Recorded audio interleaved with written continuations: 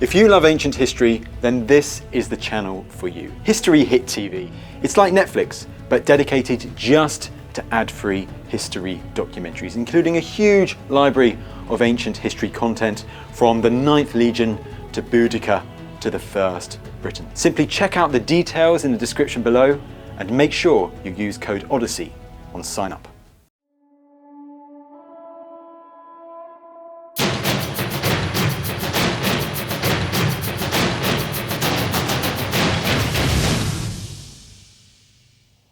This is Fenland Falls near Peterborough, and a few years ago an aerial photographer saw some interesting crop marks here and took some photos. This is one of them, and these are the marks. They're huge, about 200 metres across from here to here. Archaeologists had a look at the photos and got very excited. They think that they're evidence of a 6,000-year-old structure, which they call a Neolithic causewayed enclosure. But agreeing on a name and agreeing they're very important is the easy part. Agreeing what they're for is very different. Is this evidence of a massive farm or some kind of settlement or a ritual site? Very few of these things have ever been dug, so anything we find could help solve the puzzle. And we've got just 3 days to do it.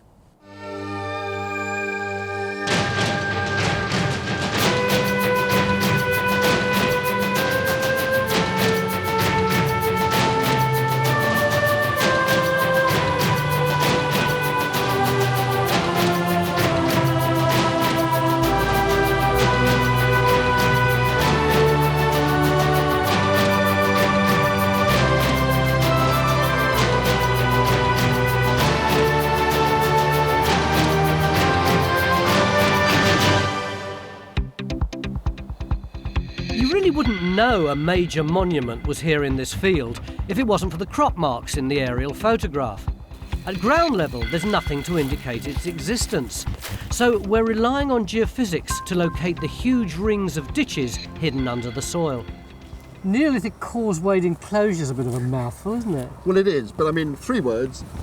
Neolithic refers to the period, so in this case it's around 6,000 years ago. Causewayed? Well, that refers to the fact that this is a rather strange site, because it's got 2 ditches going round the outside and another 2 going round the inside. And if you look closely at those ditches, look over here for example, you can see they're dug in segments, like sort of string of sausages. And the gaps between the ditches there are the causeway. Presumably this is the enclosure, this outside bit. Yeah, that's it. I mean, the enclosure bit is the fact that it's enclosing a space. But it's a lot more exciting than that, because this is the first time in British history people are actually partitioning up areas of landscape for special purposes. Why are they doing it? That is a brilliant question, and that's hopefully what we'll be able to find out. What do you think, Francis? Well, I like a bit of ritual, I like a bit of religion. So I think they were religious and ceremonial centres to which people came from miles around. I know you're going to be polite to such a major figure in British archaeology, but basically you think that's twaddle, don't you? No, I wouldn't say that at all. No. But there's an alternative view here, and that is that this area is rich in natural resources. And in the Neolithic, people were starting to capture those resources and manage them in a way that they hadn't done before. And I think it was the folks here. So it's either a cathedral or Ambridge. What about fines, Phil? Well, this is a $64,000 question, Tony. I mean, if we locate the trench right, and if we strike it rich, we could have loads of fines, and those could include organic remains, bits of worked wood and that sort of thing. If, on the other hand, we don't strike it right with the trench, we could get virtually nothing at all. Whatever we get is going to be very, very important. This is a totally virgin site. It's never been looked at before. It will have great implications both on this site and the other causewayed enclosures in the area. The plan is to put Trench 1 on the inner ring of the ditches on the east side, and a second trench on the west side where the ring of ditches disappears under an area of thick mud left by an ancient river channel. The dark band running down the middle is mud left by a Roman canal. The geophysics team have finished surveying the areas targeted for the 2 trenches, and the results aren't what was expected. You've got a problem, I'm afraid. This is where the inner ditch should run. We've done the geophysics and I can't see it at all. But there is something here, isn't there? I just think that's probably geological. Well, it shows up superbly well on the photograph. I know it does. But look at the other end, where you can't see it. That's just that black alluvium stuff, isn't it? But look at the geophysics. It's so clear. Isn't it? I don't understand why we're not seeing it at this end when it's so clear here. Does that alter our plan? Yeah, not drastically. I think we want to go for where we can see it nice and clearly. So we'll send Uncle Phil off to that trench. And what will you? You'll stop here, will you? Because you're going to need a lot of your experience on this sort of ground to sort that out. Yeah, it's going to be tricky. No, I'll stay over here. And maybe with a bit of help from Henry, if he can pin the air photo He should down be able a to little. mark that. The other side of the field? Yeah, it's happy with me. See you later. As the ring of ditches on the east side didn't show up in the geophysics, it's down to our surveyor Henry to calculate where to put Trench 1. He does this by matching the ditch outlines seen on the aerial photograph to GPS readings. Basically, you're stood on it now. As far as I understand, I've set out these two pairs of canes. Yeah. Should mark either side of the causeway, which gives the ditch that side and a ditch that side. On the west side, the ditches show up clearly on the geophysics, so John can tell Phil exactly where they're located.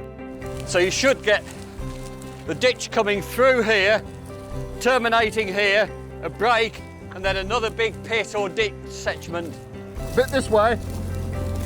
Finding the rings of ditches is going to be key to figuring out why Neolithic people built these monuments. What we do know is that after 2 million years wandering the landscape, our hunter-gatherer ancestors began a more settled existence. This change from a completely nomadic lifestyle marked the beginning of the Neolithic Age, which in Britain lasted from 4000 until 2500 BC, when metals first came into use. Causewayed enclosures were built from the very start of the Neolithic period and must have played an important role in the new way of life. Right.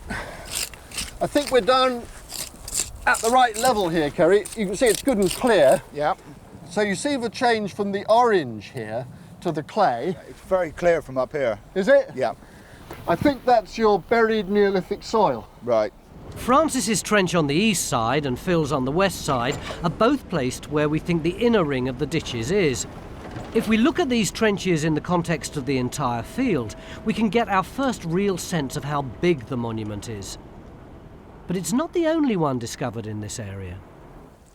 So this is our causewayed enclosure here, and there's another one here, and one here, and one here, and yet another one here. Yet these are very rare Neolithic phenomenon, and we've got 5 together. Why is that? Well, I think it was deliberate. I think these are marking the edge, the boundary, of a really important cultural territory. Cultural, Stuart? Well, it could be cultural, it could be practical as well, because if you look at this grouping, and they are very close together, they seem to relate to the Valley of the Welland. And if you look at this geological map, over here, all these pretty colours are upland. All this blank yellow out here is fenland, it's bog, it's unpleasant. But all these enclosures occur where the Welland meets the bog, effectively. They're on this zone in between. So I think we've got to look at reasons why they all cluster together. So are you going to try and tie them all up for us? Well, I'd like to. I mean, it's a big task. I'm going to go and look at these locations for the causewayed enclosures we know about and see how they relate to the geography, how they relate to each other, see if we can somehow get back to the landscape of the Neolithic. Knowing when you found a ditch can be a bit tricky, as they are, after all, simply holes dug in the ground 6,000 years ago. It's quite ephemeral though, the archaeology, isn't it, Phil? What do you mean, pretty vague? Yeah, basically. I mean, yeah, it is. It's very, very difficult to see. I suppose identifying it is just a result of observation and experience, really, isn't it? Subtle changes in the colour of the soil might be the only thing to indicate that you've come across one. And after a little more digging, that's exactly what Phil thinks he's got in Trench 2, along with some of the River Welland. What have you got here, Phil? We got the ditch. Haven't you? Don't look in that section No. because it's actually sloping up. But on this side, damn it, you can see it. It's actually coming down there, and then it dips down here. It's very difficult to see it there, but once you get along here, you can actually see the edge very clearly against this white gravel, and then it rises up the other side, and it's actually filled up with this sticky, sandy clay material. And then up in here, you've obviously got a lot of burning, a lot of charcoal, and a lot of the clay is very, very reddened. So I think they must have had an incredible fire burning there. It's great, Phil, because we're no longer working blind anymore. What do you mean we're not working blind? It's so difficult to see the edges. I reckon we are working blind. But we know where we stand. We know we got a ditch. It's the right shape. It's got the right filling. It's got evidence in it for having been backfilled. No, we're on the money there, Phil, I think. To make a ditch at Northborough, Neolithic people dug down through dark clay soil into the lighter gravelly soil underneath. We know from excavations at other causewayed enclosures that they placed important objects into the ditches. Then soil from the banks was put back over them. This is what we call the backfill. When the ditch was no longer needed, the remainder of the bank would be placed back on top of it. Ditches might not sound very exciting to us, but they obviously were for Neolithic people, since they put so much time and energy into making them. And if we're to solve the great enigma of what they did here, it's in the ditches we'll find our best clues. In Francis's trench, we relied on Henry's calculations to locate the ditches, and it looks like he's spot on. Miles has taken over the digging, and he's got straight onto one. Hey, Miles! Is that the end of the ditch there? Yeah, just coming in, you can see we've got all the whiter gravel there, which is the natural, and then you've got all the darker soil coming back here, which is the fill of the ditch. And rumour has it that in this whole gigantic trench, you've had one find. One single find from the upper levels of the ditch, which is this very small piece of pottery. Is there any way that we could date this tiny piece of pottery? Yeah, I mean, that's a very classic piece of beaker pottery. Beaker as in the Beaker people? As in Beaker, early Bronze Age, so it's around about 2500 BC. And would this actually have been a beaker? Yeah, it's a very sort of finely made, very finely decorated drinking vessel. You sometimes get them associated with burials, but they are quite a common feature, finding them as individual fragments in the top of Neolithic ditches. Only another 1,000 years to go and we're in the Neolithic? 1,000 years straight down. The beaker style of pottery was brought here by migrants from mainland Europe. Although we can't be sure why they turn up on the top of Neolithic ditches, it could be because the monument was regarded as a special place even in the Bronze Age. What is it about the Neolithic that gets you going? I think it's a period when everything happened. What do you mean? Well, it's when we stopped being ancient and actually start being modern.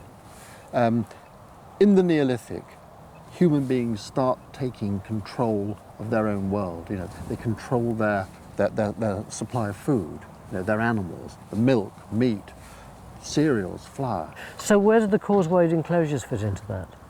Well, I think the causewayed enclosures are about settling down in the landscape. I suppose to build monuments like this in the landscape and transform the landscape does imply some kind of feeling of power. Yes, but it's a very particular power. These sites are often about death, and death and the ancestors. The world of the ancestors obviously doesn't exist, but in their minds it did, and the ancestors were in league with something bigger and something more powerful. So by linking yourself to heroic figures in the past, you are linking yourself into God.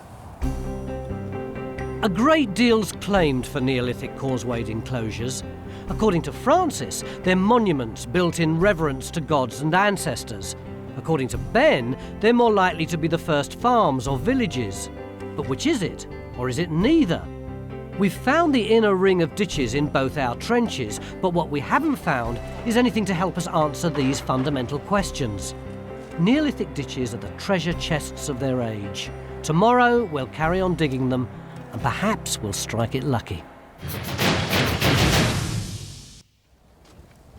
Beginning of day 2 in our quest to find out what Neolithic people were doing here 6,000 years ago. Yesterday we were looking for the all-important ring ditches, and we found a slice of one just here. So now we're looking for evidence of people on the ground. How are we doing on that score, Francis? Well, that's fantastic, Tony. We've actually got the original surface on which people would have walked around in the Neolithic. This is this dark stuff here? This is the dark stuff here. But you've got burnt bone here. You've got a large piece of bone here. You've got pieces of pottery there. It's intact. It's absolutely extraordinary.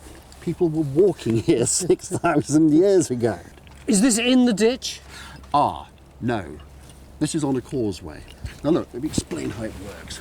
The ditch comes through to that drawing board there. So the ditch is going this way? It's going like that. Yeah, the ditch is going like that. It comes to a drawing board where it stops, okay?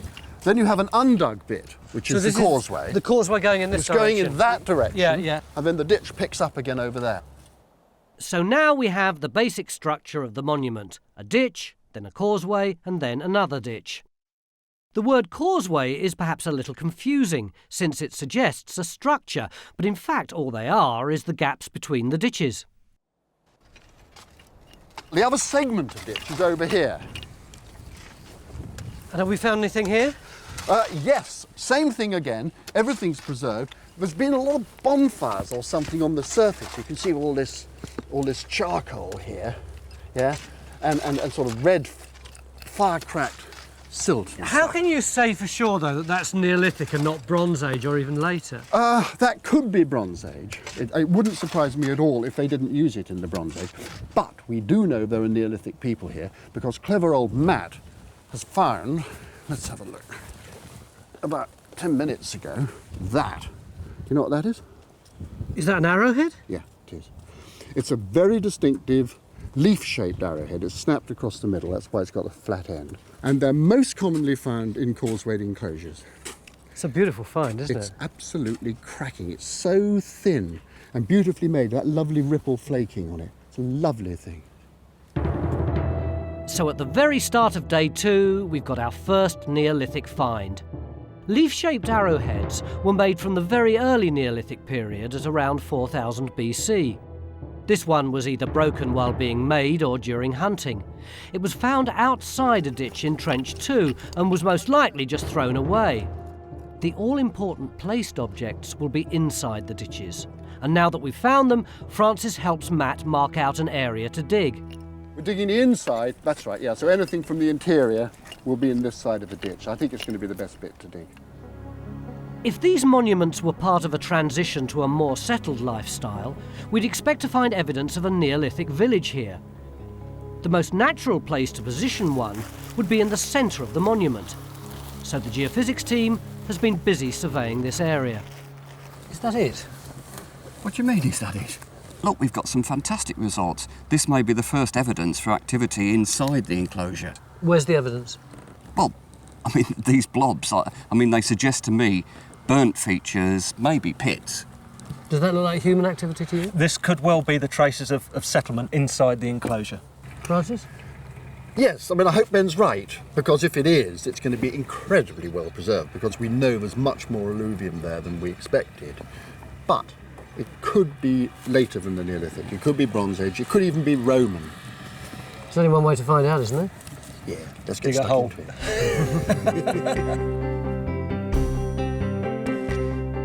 The landscape around Northborough is no longer lush fenland. It's nearly all been drained for farming. But not far away at Woodwalton, there's a remaining patch of wetland fen. Phil's come here with Maisie Taylor. Maisie is an ancient wood specialist who worked on other causewayed enclosures, including one near here at Etton. Incredibly, she found the remains of a Neolithic wooden bowl there.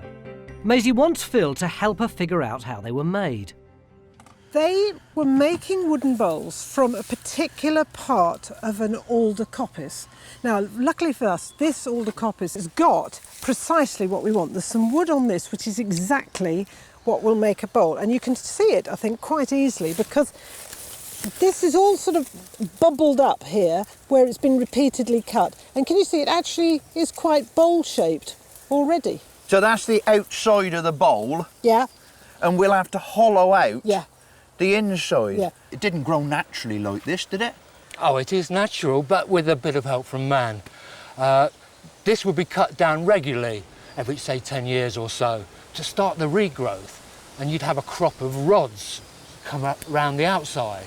The modern forestry, they plant a lot of trees, they harvest them, bang, everything's gone. But in the past, they used the woods as a resource. They kept cutting down a tree here, coppicing a tree there, and it maintained itself in a fantastic balance. You had a never-ending source of material. So what we're doing is going back to the original techniques, literally, that started in the Neolithic. But you're going to have the advantage of a chainsaw, aren't you? Well...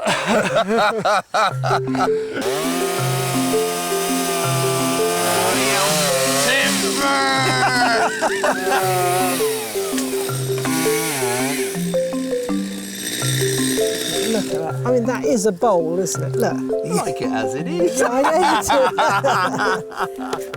While Maisie and Phil gather up their wood, John is marking out the trench in the central area of the monument. At least he will do when he's figured out where he is. You're completely lost in this flat field. I think you're a little disorientated, perhaps.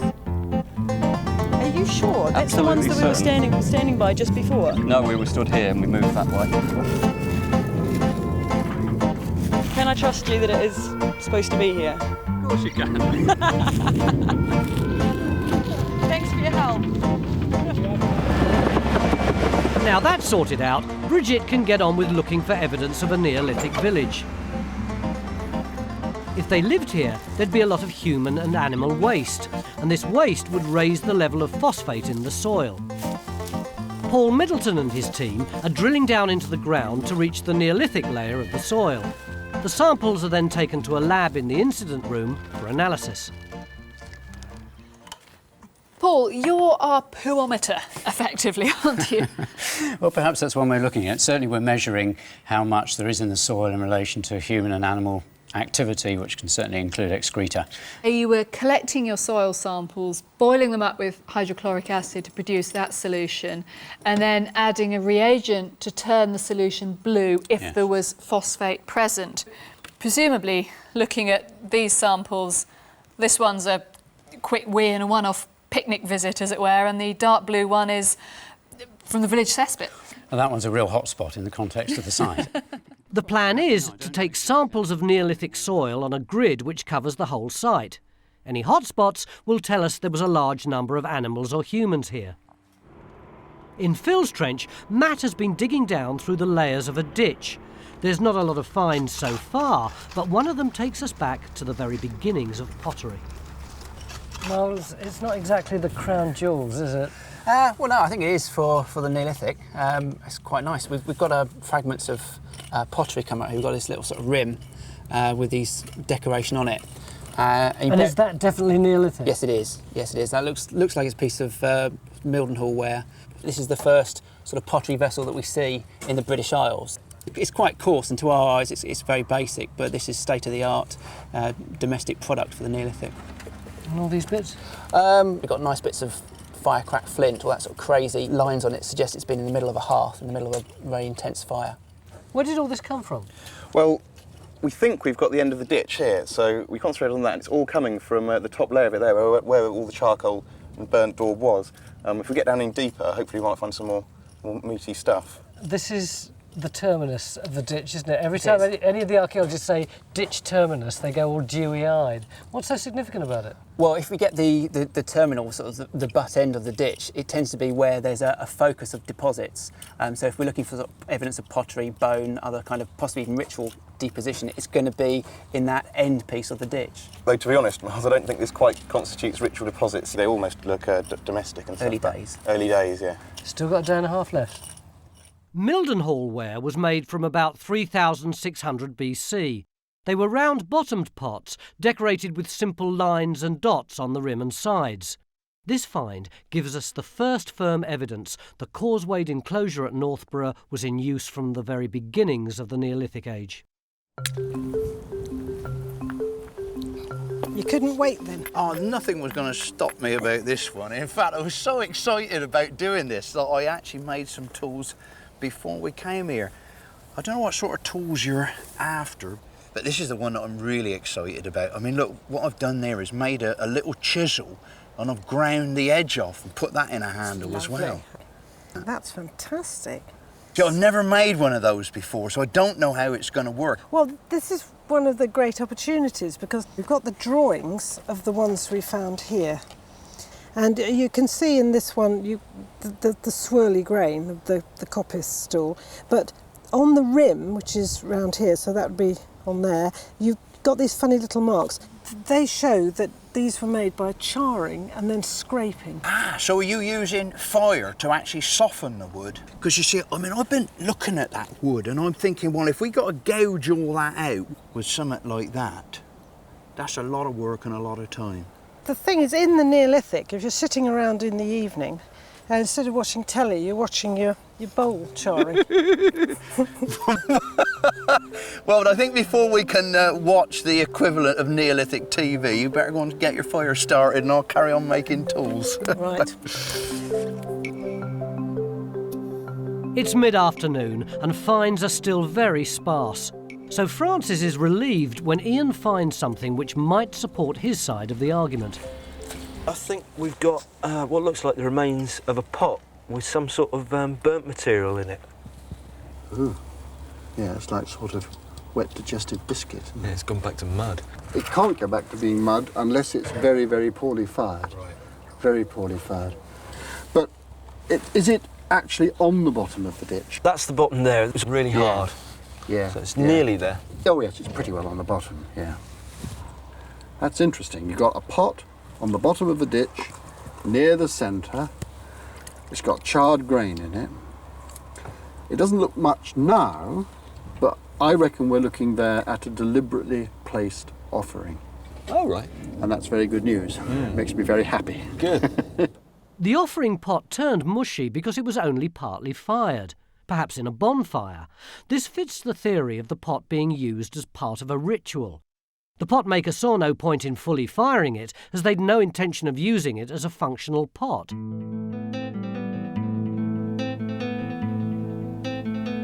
Stuart is out and about on his tour of the other Neolithic causewayed enclosures in the area. I'm now to site at Upton, which is about 11 kilometres southwest of the site we're excavating. And here, a causewayed enclosure was recorded in the ploughed field. And the slope that the enclosure is built upon is actually on a slope which tilts down towards the south, out to that valley area down there, which is the valley of the River Nene. This enclosure clearly is designed to be seen from the valley of the River Nene down here and to look over in that direction. I'm at the causewayed enclosure at Etton that was excavated before this gravel quarrying totally destroyed it. And what he found here was a causewayed enclosure actually set in the bend of a river which was out beyond it. You've got to remember in the Neolithic period this was floodplain, gravels, water flowing, lots of different stream and river channels, very difficult territory to actually negotiate.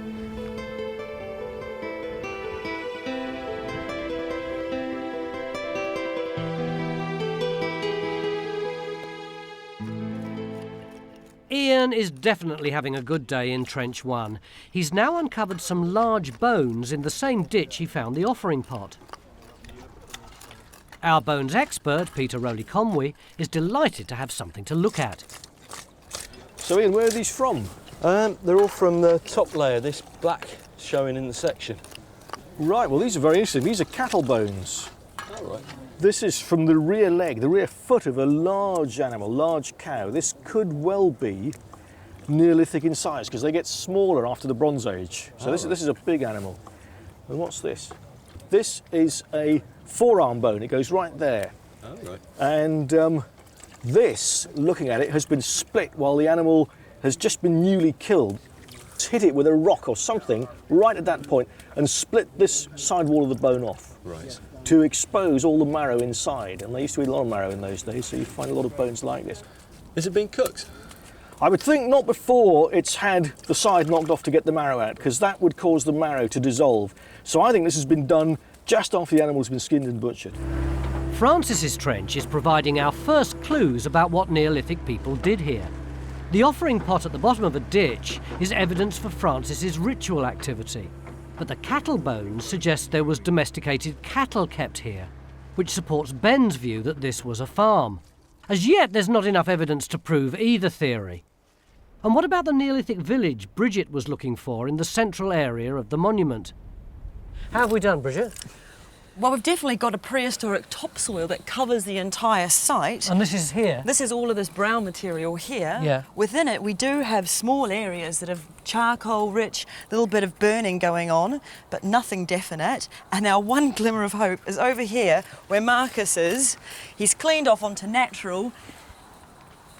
And within the buried soil here, he's got this bit of burning going on, and the geophysics spikes suggest there should be something around here. Wow. Not that great. Does that wow mean what I think that wow means? Yeah, I'm afraid it does, Tony. But aren't we in a bit of a crisis? Apart from that spike, there's nothing in the middle of this geophys that you'd want to shake a stick at.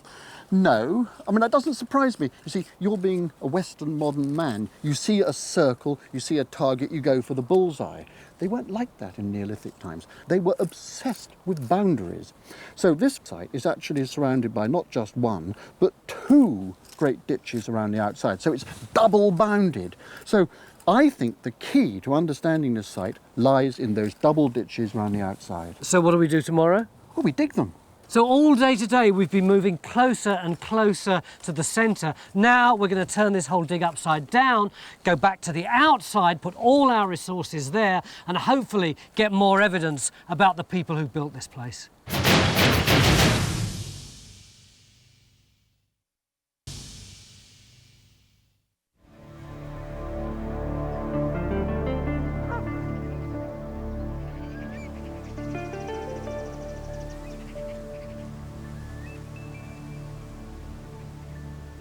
On the site of our Neolithic causewayed enclosure, we're working furiously away trying to find out what the Neolithic people were actually doing there. But Francis has brought me here to Wood Walton Fen to show me what the fens were like 6,000 years ago. Pretty bleak place for people to live. Well, actually not, Tony. OK, come here in the winter and you get a bit damp. But you actually lived on the edge of the fen. I mean, they weren't stupid. They didn't like to live in water. You put your house on the dry land, OK? And then you had fields around you on the dry land which are growing wheat and barley. But in the winter, when protein's getting a bit scarce, if you're living on the edge of the fen, it's great. Because you can come out here, you've got this stuff you can feed as hay, it's just reed, but you know, sheep love it. You can put this stuff on your roof as well to keep you nice and dry. It's much better thatched than wheat or barley straw. And then we're standing on nice squidgy peat, OK? But you dry this stuff up, and it makes fantastic fuel. So this is a wonderful natural resource. Was there anything to hunt? Oh, huge amounts. That bit of water behind us would have been covered in ducks. There'd have been hundreds of duck on there. You also had geese, and then also, lurking in the depths in there, you'd have had sturgeon. So they probably ate caviar in the Neolithic. I think living here in the Neolithic would have been terrific.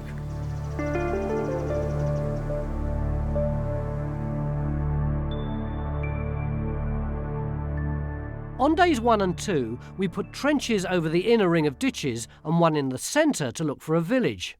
Today we're going to shift our attention to the outer ring of ditches and put a fourth trench here, where the ditches can be seen clearly in the aerial photograph.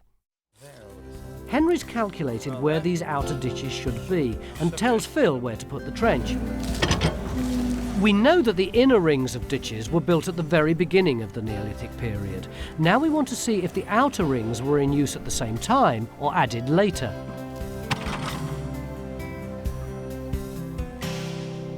Paul's finished measuring the amount of phosphate in the Neolithic soil, and the results are very interesting. On the graph, we can see 3 spikes of high concentrations of phosphate. Their location is along a line which runs from outside the monument into its central area.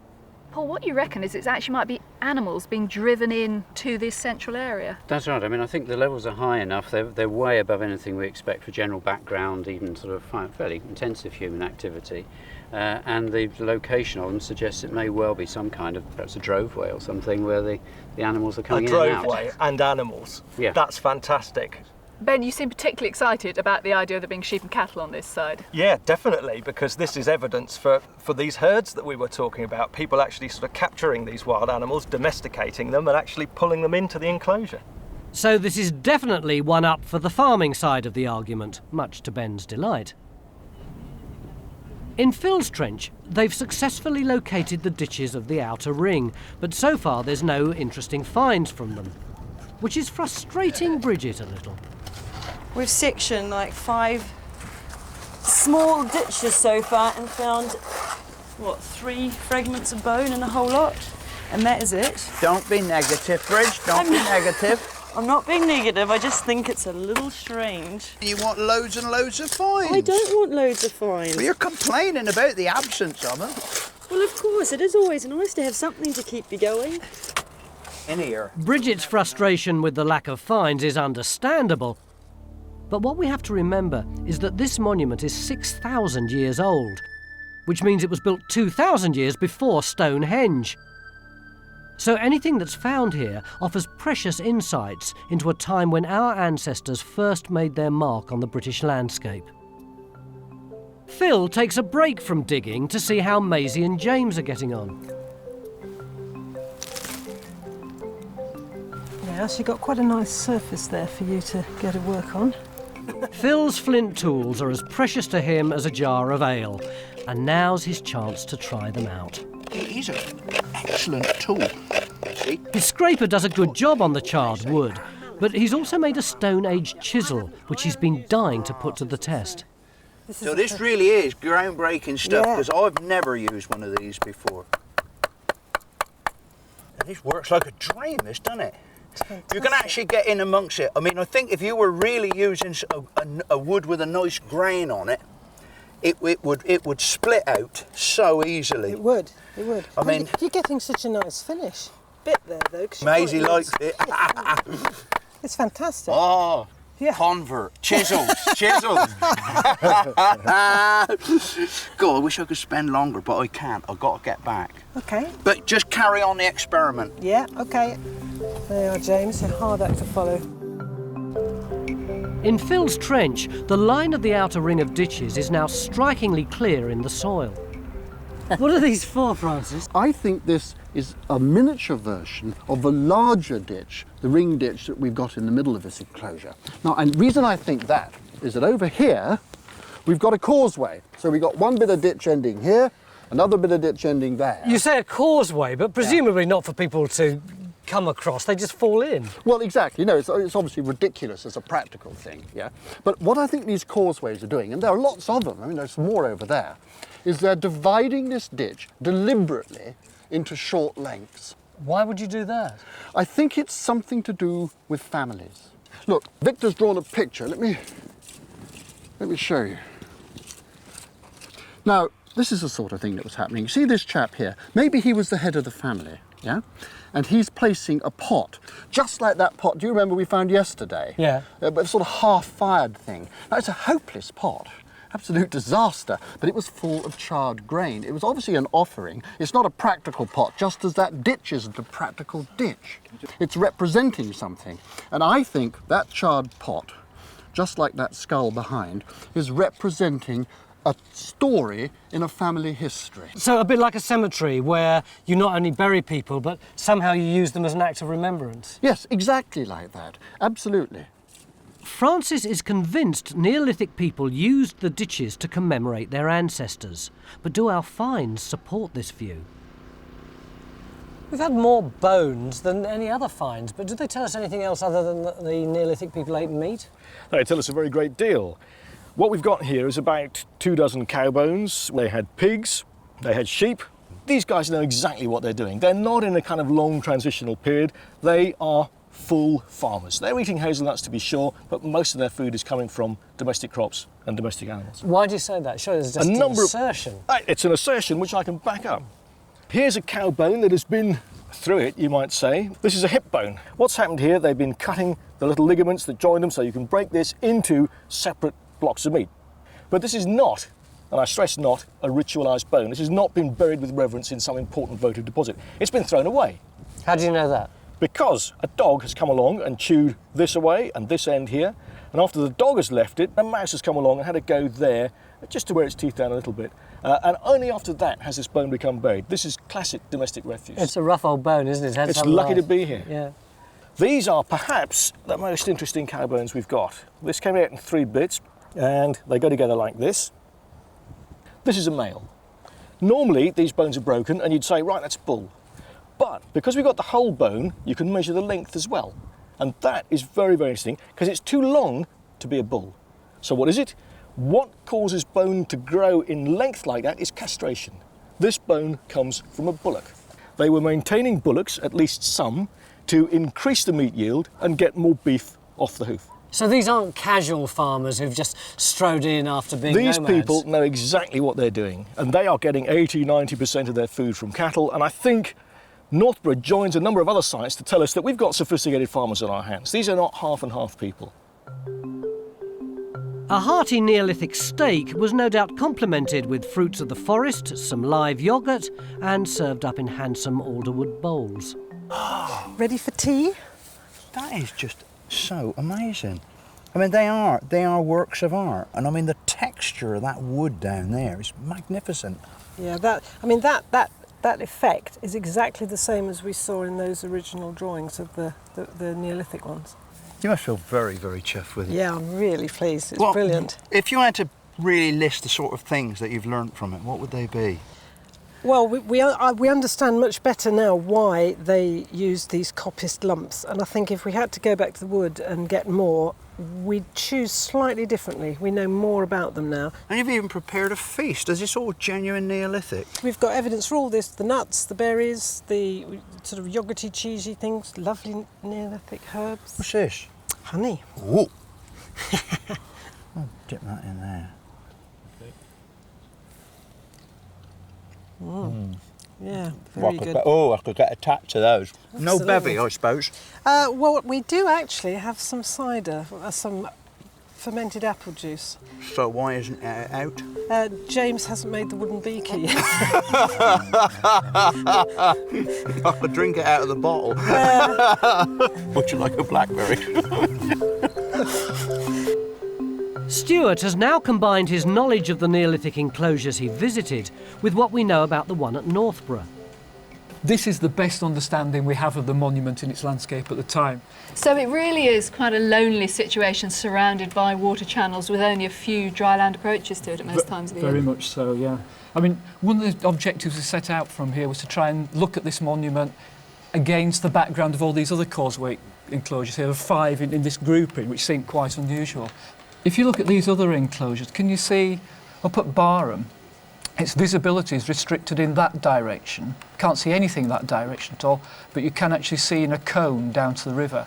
At Uffington, it's exactly the same. See how it collects the river, as it were, in that direction, but there's no visibility that way. So really, they're all looking down onto sort of waterways, and Etna and Northborough are also in very watery situations, as we've just seen from Henry's reconstruction. Exactly. But do you think they're all contemporary still? My guess is that they are. I mean, one thing that makes me think that is the commonality of shape. They've all got this very strong oval shape. And what makes it particularly interesting at Northborough has actually got more rings than the others. And that's the furthest east along the Welland. And it just makes me wonder if that's kind of as far as they were reaching out, and this one had specific monumentality that they wanted to implant on the landscape. Phil's perseverance has been rewarded with an important last-minute find. Well, what do you got? Wow, what have I got? Gordon Bennett. Where did this come from? Oh, that's down in the bottom of the ditch there. This is the best bone we've had yet. Do you know what this is? Well, no, I wouldn't ask you if I did. No, you wouldn't. This is an Aurochs. What? Wild cattle. It's the only one we've seen so far. This is incredible. This is a distal fit. It goes right there in me, and it's about 4 times as big. This has never been domesticated. This is a wild animal through and through. How frequently do they turn up on causeway enclosures? Not very often, let's put it that way. It's a nice thing to find. It's very special. Well, you see, you're kind of saying how important it is. The place where we found it is special. Why is that? Because it's right at the bottom of the ditch. It's right in the middle between the 2 ends. This did not happen by accident. This has been put here quite deliberately. It does seem just too much It's of a... too much of a coincidence. That is too much of a coincidence. I'd better go and find some more. Made my day. Aurochs were hunted in the Neolithic period, but must have been quite a challenge to kill. They were formidable beasts, built like a Spanish fighting bull, but twice the size. At the start of our dig of the Causeway Enclosure at Northborough, we had two opposing views about what Neolithic people did here. Francis argued it was a place for rituals revering the ancestors and gods, while Ben thought it was where Britain's first farmers gathered in their resources. So after all this archaeology, are you still convinced that essentially this is a big farm? Well, look, we've got enhanced magnetism in the ditches here. This is burning. This is debris and charcoal from settlement being dumped into the top of ditches. On the interior of the enclosure, again, the anomaly is raised by the burning here, so it comes out as yellow. The phosphates, too, show that we've got animals being driven into the enclosure, pulled outside and then driven in. So, you know, I think it's pretty compelling. Compelling? Superficially, yes. But the burning on the interior would fit beautifully with people using this seasonally, clearing off the vegetation and then getting on with their religious activities. It does stretch credibility somewhat, doesn't it, to think that this huge earth monument with these massive ditches around it was built simply to be a farm. Well, not a farm, but a place where resources are pulled into. They dominated a wide area of this landscape. They are farming it and they're bringing the resources back here. I just don't think you let your cows into church, do you? And you don't let them poo in church when they're there. That's the point, isn't it? Aren't you simply importing a theory which works well in other sites where they have found ritual deposits and sticking it here where they haven't found any? Well, I'd contest the fact they haven't found any. We've got that half-fired pot, which doesn't make any sense, full of charred grain right in the bottom of the ditch, and that aurochs bone, which is placed absolutely on the bottom of the ditch, right in the middle. And that thing is a deliberate placement. So are you prepared to concede that there might be a ritual element here? Well, look, I think in everyday life there's an element of ritual that creeps in, and I think we can pick that up through archaeology. So I'm prepared to concede that they were doing things that were not wholly practical all of the time. And are you prepared to concede that there was probably some farming going on here? Of course. And I think what really worries me, Tony, yeah. I think if we continue this discussion for another 2 or 3 minutes, we might end up agreeing. So I think we should stop. No, let's stop now. Cut.